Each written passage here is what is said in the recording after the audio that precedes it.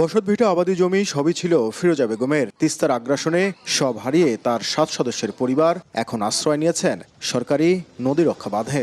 বসত বাড়ি ভাঙ্গার তো কোনো সময় দেয় নেই, কারণ এখানে আমাদের এক চকে 13.5 ধরনের মাটি আছে। আমরা এইটা আবাদ করি, আমরা ভাগী সহকারে আমরা খাই। এইটার উপর আমাদের নির্ভর করে। এখন তো সব কিছু নদীতে ধ্বংস হয়ে গেল। গেল এক সপ্তাহে রংপুরের গঙ্গাচড়া উপজেলার মিরবাড়ি গ্রামের 1 কিলোমিটার নদী গর্ভে বিলীন হয়েছে। ভাঙ্গন অব্যাহত রয়েছে তিস্তার একাধিক পয়েন্টে।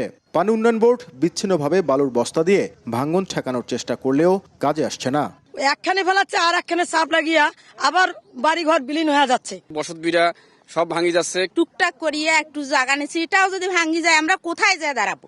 অধিকার কর্মীরা বলছেন এমন বিচ্ছিন্ন কাজ শুধুই সরকারি অর্থের অপচয়। প্রয়োজন মহাপরিকল্পনা বাস্তবায়ন। তিস্তা মহাপরিকল্পনা বাস্তবায়নের জন্য সরকারকে জোরালো দাবি জানাচ্ছি।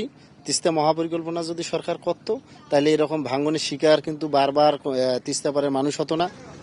প্রতি বছর তিস্তার অব্যাহত ভাঙনে শুধু বাস্তুচ্যুত মানুষের সংখ্যাই বাড়ছে না, বাড়ছে দরিদ্র মানুষের সংখ্যাও।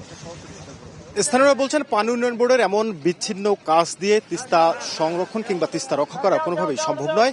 তিস্তা রক্ষায় প্রয়োজন সমন্বিত পরিকল্পনা এবং সেটি একমাত্র তিস্তা মহাপরিকল্পনা বাস্তবায়নের মধ্য দিয়েই সম্ভব।